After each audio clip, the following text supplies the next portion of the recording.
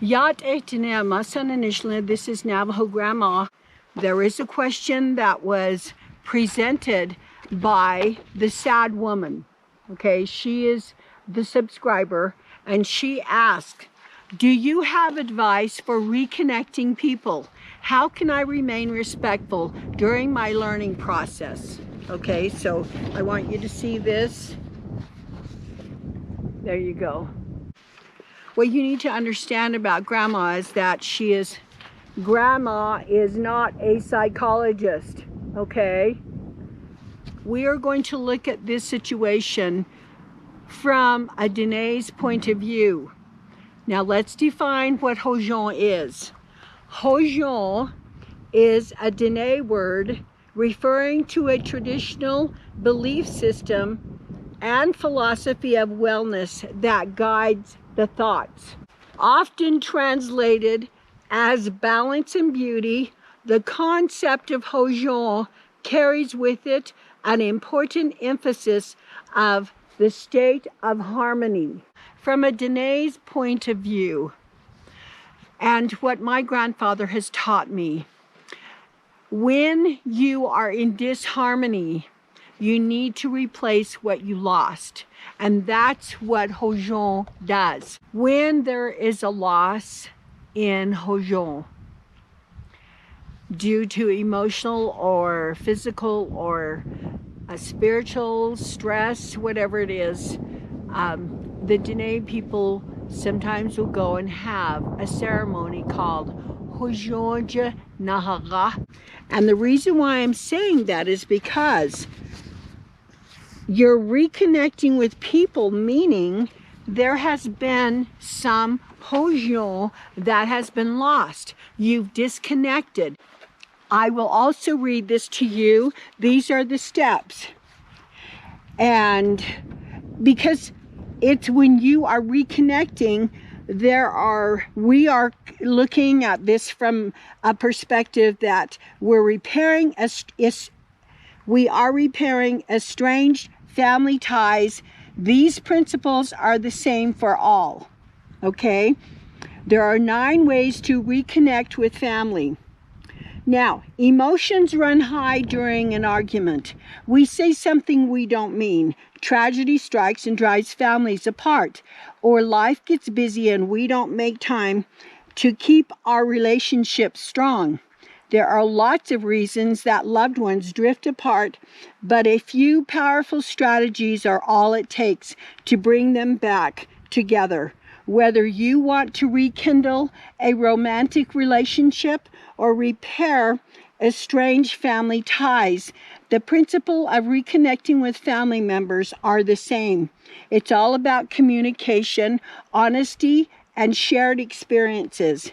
The first step is to be present. The number 1 gift you can give your family or significant others is your presence. Being truly present and enjoying every moment will create intimacy and bonding like nothing else can. Put your phone away, turn off the TV to be here, now. Notice the smells, tastes, sounds you never noticed before. Engage with your family or partner. One of the best ways to reconnect with family. Here's another step. Step 2. Listen deeply. During your conversation, are you really listening or thinking of your own response? Most listen just so they can talk. Deep listening is an essential part of being present. It's one of the most important skills you need if you want to reconnect with your family. Make eye contact, provide nonverbal feedback, and ask questions rather than giving your own opinions. You might learn something. The third step, let go of expectations. Reconnecting with family members isn't always easy. There's one sister who is always late, and your mother just can't seem to stop criticizing you. Yes, it is annoying and frustrating, but no family is perfect. Every family has tensions and grievances. Some of your family members may even find you to be the annoying one. Instead of getting angry when family doesn't measure up, trade your expectations for appreciation and choose to love them the way they are. You'll have a much more relaxing time together. Number 4, forgive. Loving our family the way they are can be easier said than done. Sometimes they hurt us in very real ways. If your family is genuinely toxic or abusive, you don't have to reconnect. But oftentimes, we need to find it in ourselves to embrace forgiveness. Forgiving your family doesn't mean you excuse their behavior, and you don't have to accept it in the future. It means you are willing to let go of the past and find peace. It's a gift you give yourself, not the other person, and it opens the door to exploring other ways to reconnect to family. Number 5, practice empathy. Empathy is the ability to understand someone else's feelings, deep in your heart and soul. It goes hand in hand with forgiveness, because when you are able to see things from someone else's perspective, it is much easier to forgive them. We often have empathy for our friends and even for strangers, but when it comes to how to reconnect with family, we let it fall by the wayside. Practicing empathy can change our entire relationship with our family. Number 6, understand human needs. No matter who we are or where you come from, we all have 6 human needs that drive all of our behavior. Certainty, significance, variety, love and connection, growth and contribution. We spend our lives trying to fulfill these needs, often subconsciously, and we make our decisions accordingly. Number 1, certainty is assurance you can avoid pain and gain pleasure. 2, uncertainty and variety. The need for the unknown, change, new stimuli. Number 3, significance. Feeling unique, important, special, or needed. Number 4, connection and love. A strong feeling of closeness or union with someone or something. Number 5, growth. An expansion of capacity, capability, or understanding. Number 6, contribution. A sense of service and focus on helping, giving to, and supporting others. When you reframe your understanding of others to this principle, you'll realize why they do the things they do and find it easier to forgive, have empathy, and discover new ways to reconnect with family. Number 7, learn to control your emotions. As you work on reconnecting with family members, you may have moments of frustration.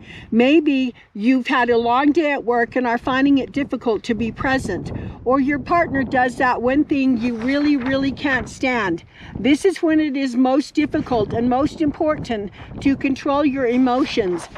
Ask yourself what they are telling you. Feel them, but let them pass without making the situations worse. Number 8, share openly.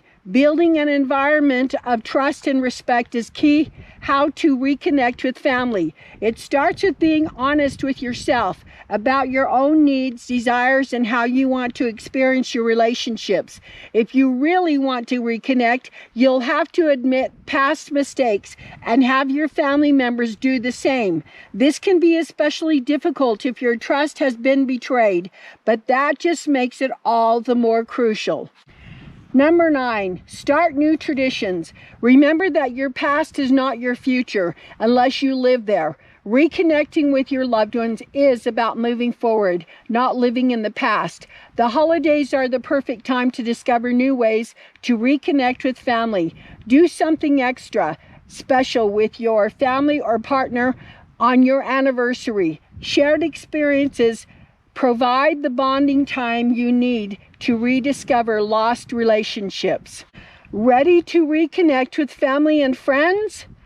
Build deep connections in every aspect of your life with the valuable strategies and principles you learned. Understanding and implementing these principles will aid you to remain respectful during your learning process. That was a mouthful, and Grandma is trying to help you, and I know there is so much in that, but take that and watch this video. You're going to need to watch it several times to kind of breathe in the information. And this is why I say, from a Danae's point perspective, anytime you lose and you're disconnected with your family or friends or someone you love or anything, what you need to do is to return that hojon, the peace, the beauty, the balance, and the harmony, so that you can have good relationships. And it's not easy. I know that, because I'm preaching this to you, and I'm not connected to all my family, and there are the craziest reasons, but you know, sometimes there are reasons and you just have to let go. But anyways, I hope you understand Grandma cares about you. And the sad woman, I remember hearing one of the comments, I hope you one day will change your name to the happy woman. And because that's such a, I listen and watch your names, and sometimes they make me laugh, sometimes they give me a really sad feeling or a really bad feeling. But I'm glad, I hope this helped you, the sad woman, and in reconnecting. And again, play this again so that you're not going to absorb all of this all at once. And those steps are incredible. You know, looking at from a Danae's perspective, my grandfather, the first thing he would say is, you know, he would have the person who's hurting to go and work in the garden and get down into the soil and furrow and clean the soil and get it prepared, pray over the garden and the soil and the seeds. And he would have the person soak the seed, and the person would be praying, and then he would get on his knees and work the soil and pray and talk to the seeds as he's planting.